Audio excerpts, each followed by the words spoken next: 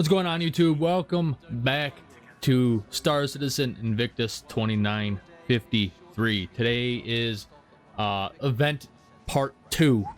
It is Aegis days, I guess. The whole 2-day schedule is kind of like tripping me out a little bit, but today is the first day of Aegis. Tomorrow Aegis is still up, and then so yeah, it is Aegis day. The best ships, I don't care what anybody says, the Aegis ships are the best ships, followed by Anvil, followed by Crusader. That's me right there.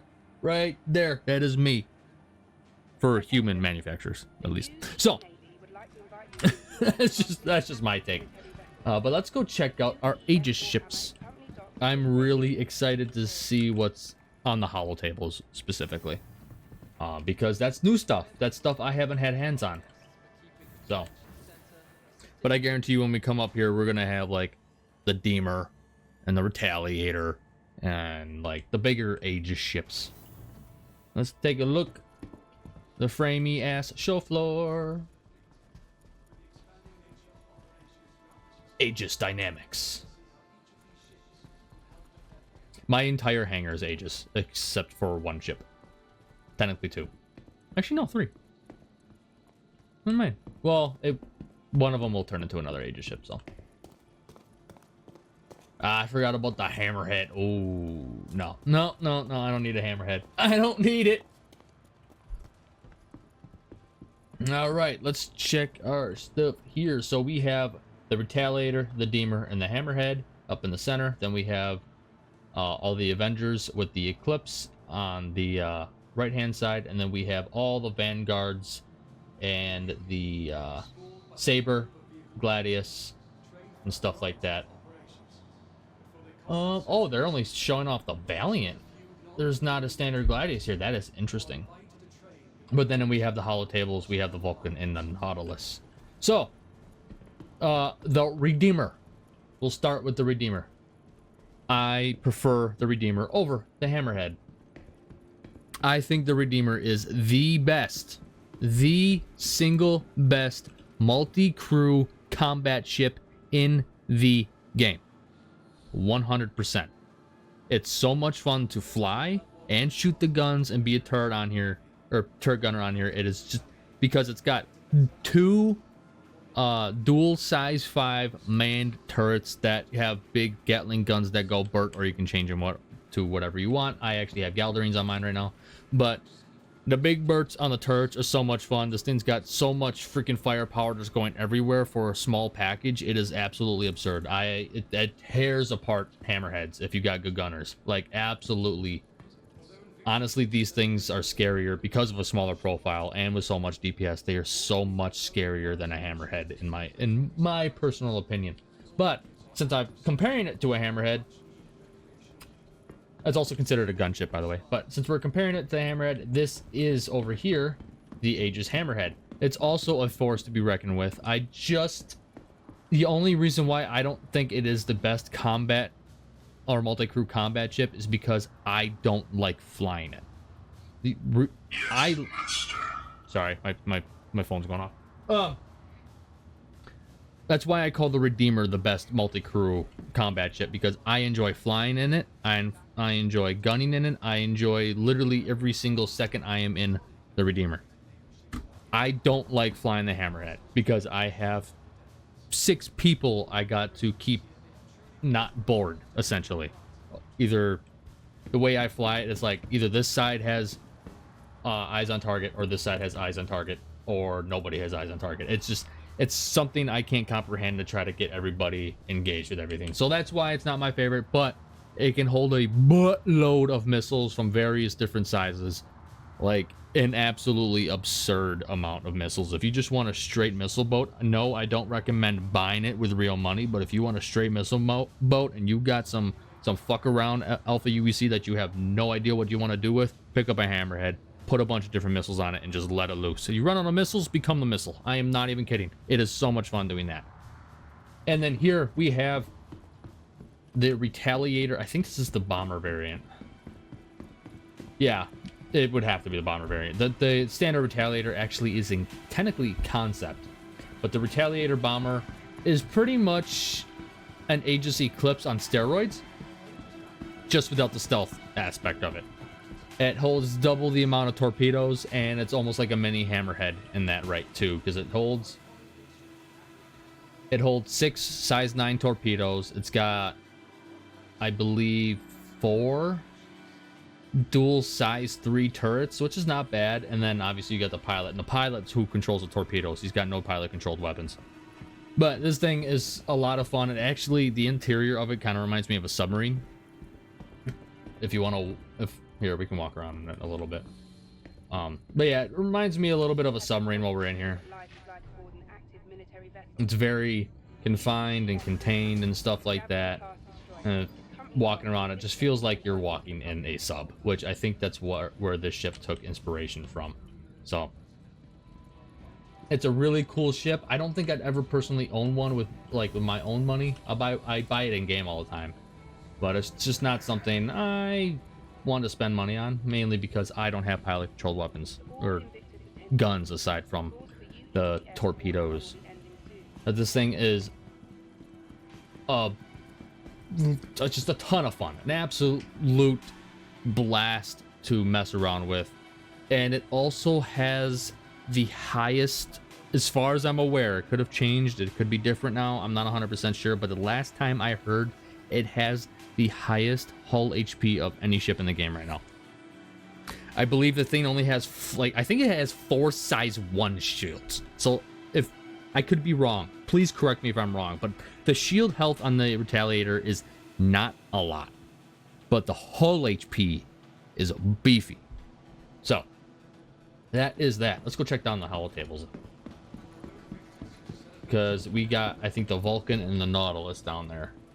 The Nautilus I'm really curious about, and that's a ship I will buy in game eventually.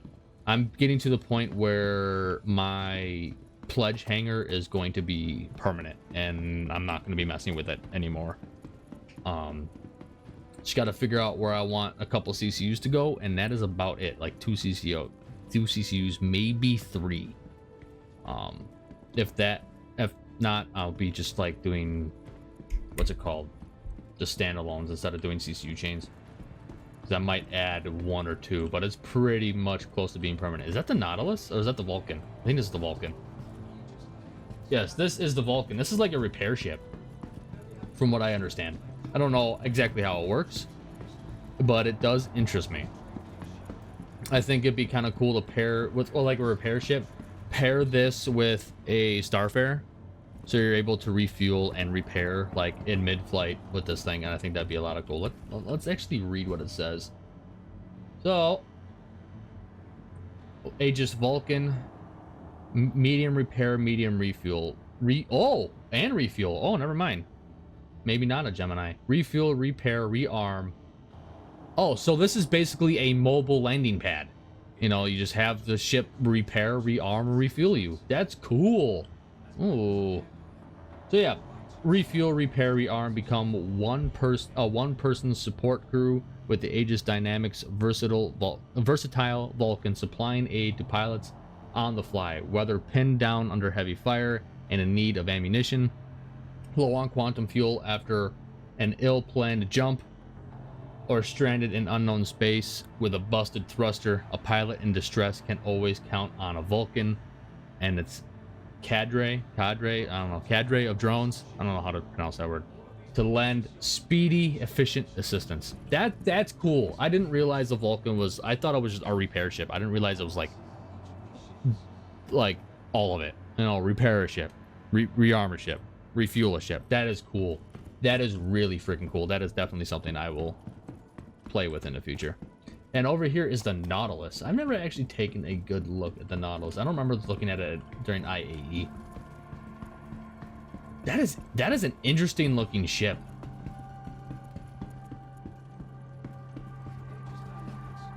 It reminds me of something, but I can't put my finger on it. That Nautilus looks cool though.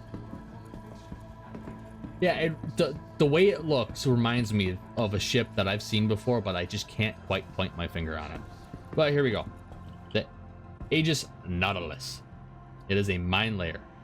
With 4 centuries of distinguished service under its belt, the Aegis Dynamics Nautilus Tactical Mine Layer represents the ultimate in strategic combat engineering, with fully integrated mine deployment, sweeping, and disarming capabilities.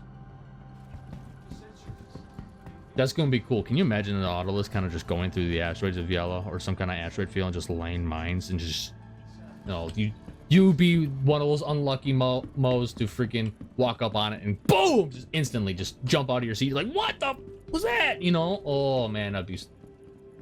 That is a ship that it interests me quite a bit. So what is all this? Oh, I'll have to read this. I'll read this during the finale. I will read all of that during the finale. Can we grab this stuff? Like, can we rent or buy these flight suits? Because that would be awesome. No? I wish I had a flight suit. Like, just let me buy the UEE flight suits and stuff like that in uniforms. I will literally only ever wear that. I'm not even kidding.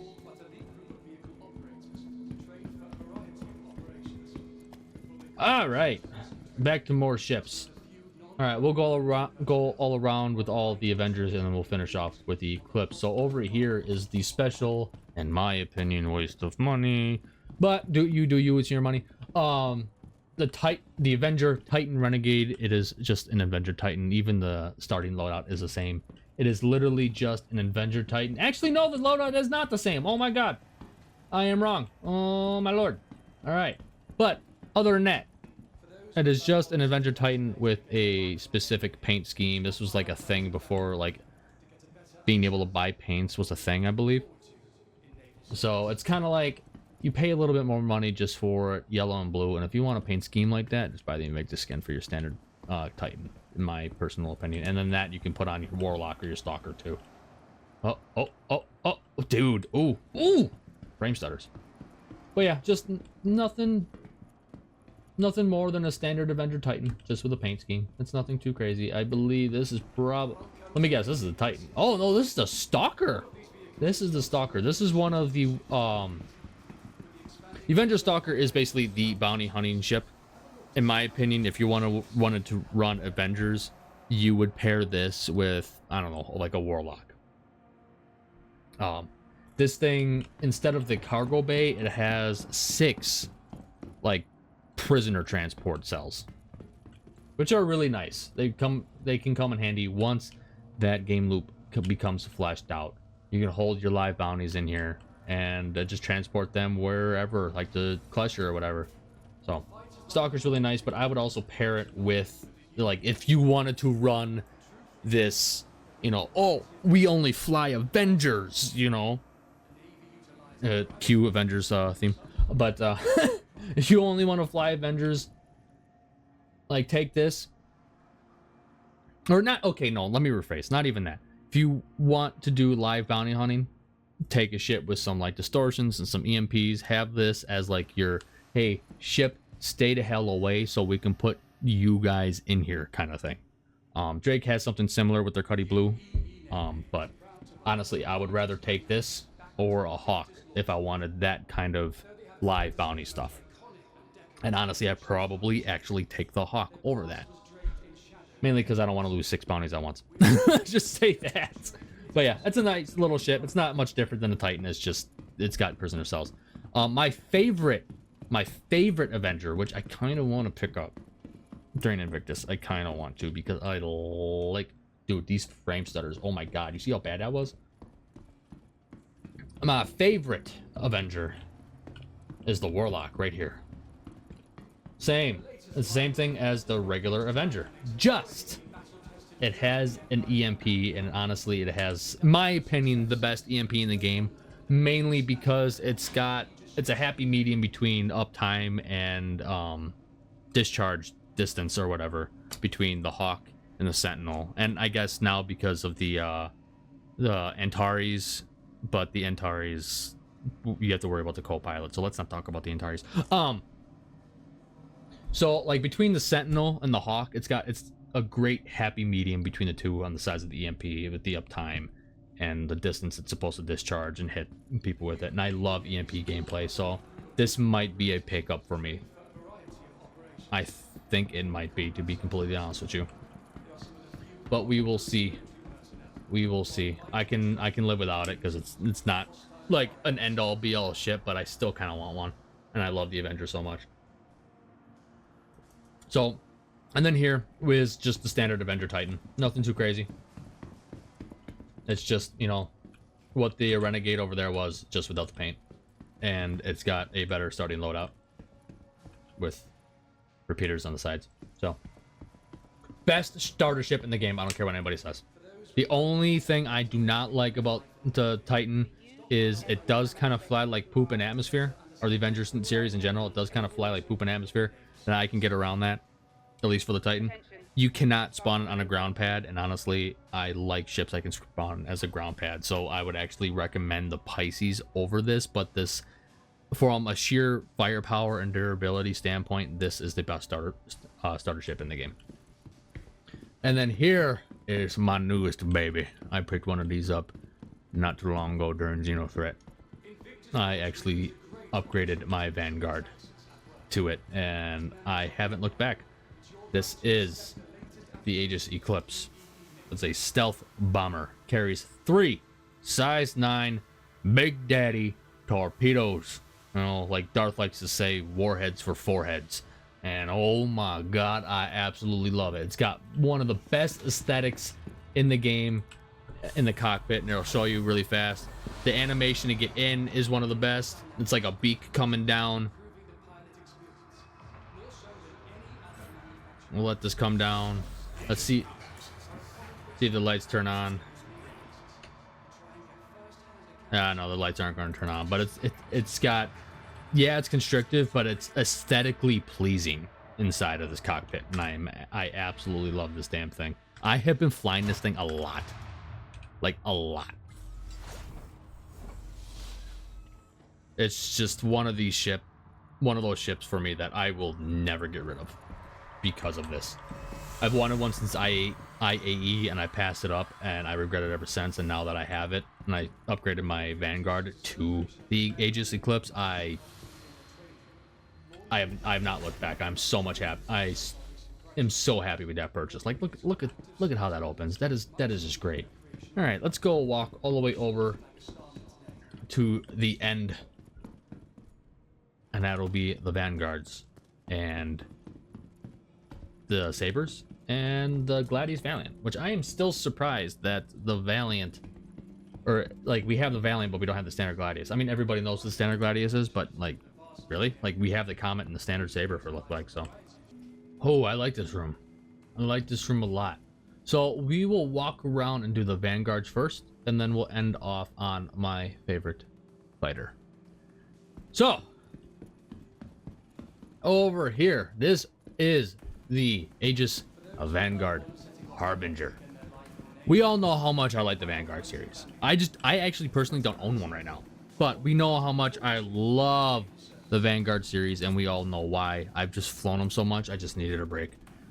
But this is the Vanguard Harbinger. This thing has its own speciality, and it has 3 size 5 torpedoes, along with a complement of size 3 or size 2 missiles. I think it's size 2 missiles.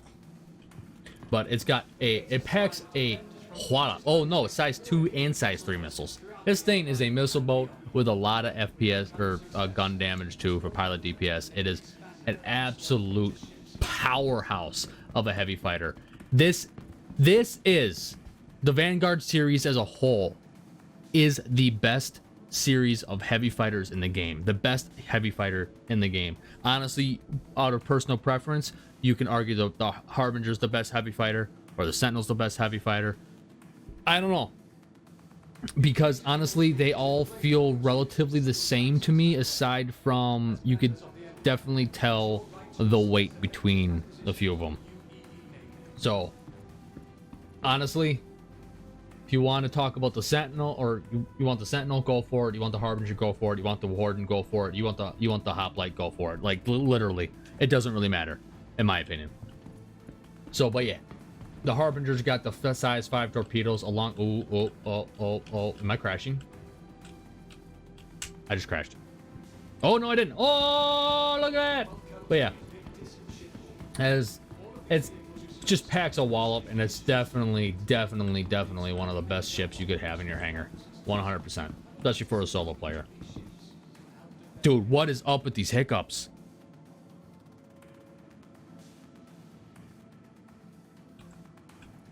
Oh my god.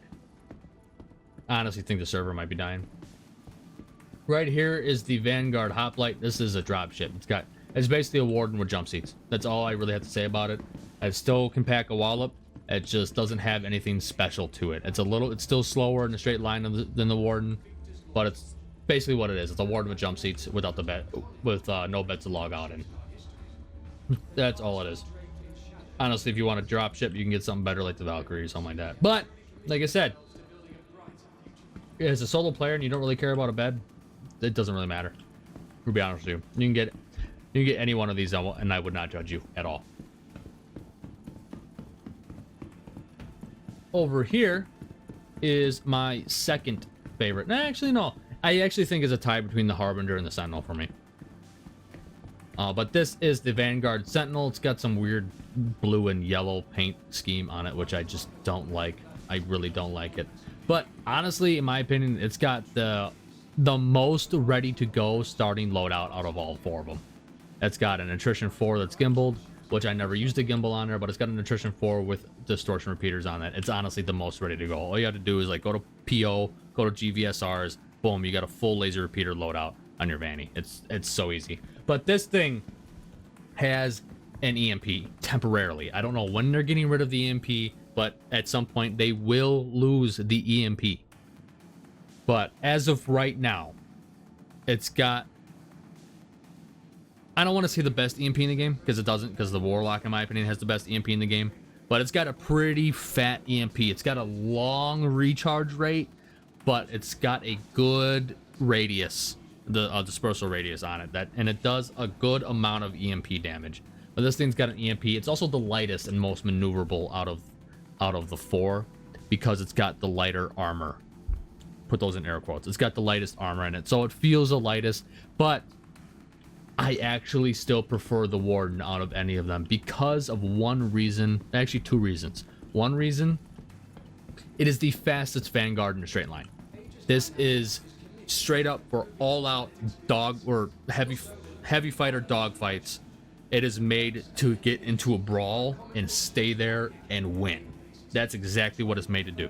So it's fast. It's the fastest in a straight line, and it's just slightly less maneuverable than a Sentinel. It's just enough where I feel it, but not enough for me to care.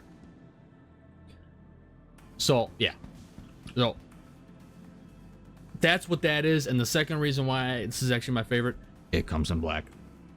So the Warden, like, it has nothing special, and it doesn't need anything special. You don't need the EMP, you don't need the torpedoes, because if you are one of those people that just loves straight gunning, just using, like, let's say we put a Rhino here and then put the GVSRs in the nose, you got your full laser repeater loadout, you just want to straight up gun and shoot and fight, this is it. Like, this is it. And that is why the Warden is my favorite. That is my favorite heavy fighter in the game. And then we will go over, we'll talk about the Valiant first, or the Gladius. The Gladius Valiant specifically is the premier light fighter in Star Citizen. Well, we'll call the Gladius the premier light fighter in Star Citizen. The Valiant version is what is being represented in the Squadron 42 single player game that I really hope comes out soon. But it's pretty much a Gladius. It's a tad bit lighter than the standard Gladius. It's not, I thought it wasn't much different, but it actually is a little different. It's got a different paint scheme, different starting loadout, and it's actually a tad bit lighter, and it's enough where you can feel it when you're maneuvering, especially in atmosphere, that it's just, in my opinion, it might actually be worth the extra money you're going to spend on it. It's about 20 bucks more than the standard Gladius, the 110. But the Gladius Valiant is it's probably the best light fighter in the game. Well, the Gladius in general is probably the best light fighter in the game. And it's very, very, very, very much meta. Everybody's like, Arrow or Gladius, Arrow, Gladius, Arrow, Gladius, Arrow, Gladius. I'm not a huge meta guy. I trained in the Gladius. I still got to do some training. I haven't trained in a while. But I've trained in the Gladius. I understand how it flies. I like the way it flies. But when I want to go down an atmosphere, because I want to get good at dogfighting, especially in PvP situations in atmosphere, this is not the ship I'm going to pick. It's not. It doesn't fly good enough in atmosphere for me. It doesn't fly. It's just not smooth anymore, and it used to be. So, but that is the Gladius. I have nothing wrong to say. Like, I'm not trying to trash it. It's just, if I want a PvP in atmosphere, it's not the ship I'm going to pick. But the Gladius is a great ship, and it's also got cool little animations. When you press your startup button, your guy does your, it animates you flipping the switches and turning it on. It's really cool. So, and then we have the Saber and the Saber Comet. We all know how much I like the Saber. It's my favorite fighter in the game. I fight this damn thing all the damn time. Where's my frames? I am lagging like a mo right now. Oh my god. But yeah, the Saber is my favorite fighter. I actually melted my Comet today because I already had a Comet with 10-year insurance, so I melted that. So I get a standard Saber with 10-year insurance. So I have both as 10-year insurance, because honestly, sometimes I want to fly a standard Saber. Sometimes I want to fly a Comet. What's the difference? Nothing. Literally nothing besides the paint and starting loadout. And let's be honest, the starting loadout on the Comet is garbage. It is probably one of the worst starting loadouts you can get on a ship. Oh my god. The standard Saber, I don't need to worry about that. But this thing comes with 2 Omni Skies and 2 Pyro Bursts. No. I'm sorry. As much as I love the Comet, and I like the way the Comet looks, I'm sorry. God, these frame hiccups are getting so bad. Oh, that's another reason why I went back down to a standard Saber. Now I have the Saber Comet and a standard Saber with 10-year insurance on it. And the standard Saber comes with 4 Panthers right off the rip, right to go, right out the gate. It is my favorite fighter. This is what I want to get good in PvP with. I don't care what anybody says, how much of a disadvantage I am at. This is the ship I want to PvP in. This is the ship I want to PvP in atmosphere in. I don't care what anybody says. I love the Saber. It is my favorite ship, and I will never get rid of this damn thing. I know I said the Suntuk Yai might replace my my Saber. Nah, no. I'm going to have both. I'm going to have both. My Buccaneer is going to turn into the Suntuk Yai. My Saber is not. I just point that out right now. So, but yeah. Before I wrap up, I want to point out one thing. The Aegis Saber needs love. It needs love from the community, and I know the community loves the ship. It just doesn't get the love it deserves because, it got its nerf. It used to have 3 size 1 shields, now it only has 2, so it feels a little weak. I think people need to stop looking at disadvantages so harshly and just fly the ship that looks cool and plays great and stuff like that, because honestly, the Saber is awesome. And we'll say that for ships in general. Like, don't look at... I don't care if you're a PvPer or PvEer or anything like that. I'm probably going to do a whole video talking about this stuff. But don't worry so much about issues. Yeah, some of these issues might be glaring, but like, if you overlook it, these ships are still fun. And that is why I want to PvP in a Saber, because I don't care about its issues. I love the ship so much that I don't care if I lose more often than not in it. That's what I want to use. So I am gonna wrap that rant up there, because that is Aegis Day. That is the showroom for Aegis, and honestly, let's just be honest, I think Invictus is all downhill from there. No, it's not, but I'm just saying Aegis Day is my favorite day, and I was kind of bummed that it was going to be the second day, because now everything I'm just not going to be as excited for. But we'll see what's on the holo tables for the next days. Like Anvil, I think might have some cool stuff on the holo table, so I'm really excited about that. But I'm going to wrap things up here. I hope you guys enjoyed my little walk around and little rant for Invictus Day 2 for Aegis Dynamics. If you did, go ahead, leave a like, hit that subscribe button, and by the freaking way, I noticed, and I hate to be this guy. I didn't want to be this guy, but I hate to be this guy. 82% of you guys are not subscribed to the channel. What the fuck? What the hell? Why not hitting that button, huh? Hit it. Hit that button. Just fucking with you. You can... I did. Oh, man. I feel like shit. But either way, I will see you guys in the next video and around the verse. Alrighty, have a good one.